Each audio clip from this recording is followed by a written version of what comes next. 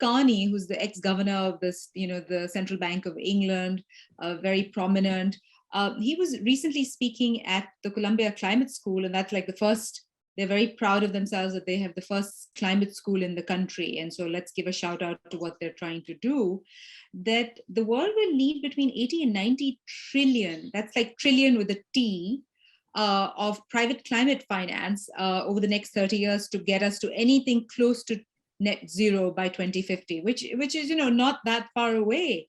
And I hope that many of us live to see this. But that's a huge amount, and given the political sort of roilings around the infrastructure bill that is just domestic to the US, I mean, could you please tell us a little bit about what do you estimate the private sector? I mean, is it ready? Is it realizing anywhere near what we need to do?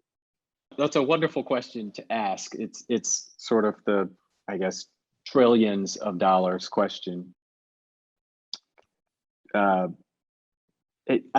The one thing I want to say is on that question is I used to always use this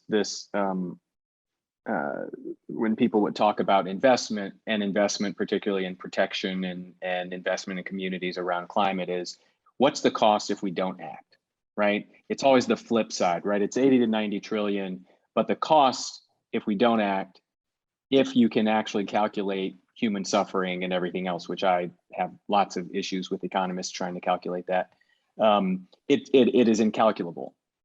The cost on the flip side. So to me, it's negligible, the amount, because of the other side of the cost of loss. But I think the private sector, without an inordinate amount of regulation, really acts off of incentive. And so what's the incentive? What's pushing, or what can push the private sector to act?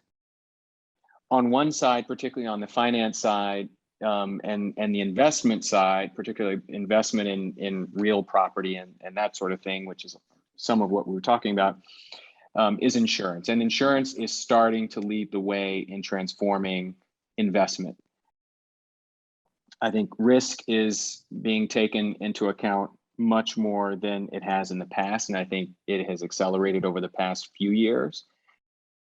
I think that I've seen advancements also in the democratization of data. A lot of big data has been held by large corporations, or big reinsurers like Swiss Re and Munich Re and others. And a lot of that type of data and those types of analytics have started to make its way to the ground for smaller scale actors to start to participate. But that type of data is also what's driving organizations like Moody's to rethink the way it rates, it does its bond ratings, and has started, as of a couple of years ago, integrating climate into its rating system. I think that's also something very important that has an ability and has already started to push both the private, the public, and institutional sectors particularly on bond rating side. Public companies and institutions are having to react to their shareholders and sort of leaders and employees around ESG goals, and really starting to think about how they need to move the way they invest or the way they work or the types of products that they are developing in a way that I think also adds up to being transformative. But I think we're still at the very beginning of that process, and I'm very hopeful that it will continue. Companies like Ford have done a tremendous job over the past few years in transforming their ability to create electric vehicles in a way that I don't think many people have actually thought was possible. I mean, they're really pushing it. But we're still at the very beginning of this process, and I'm very skeptical that we'll get there quickly.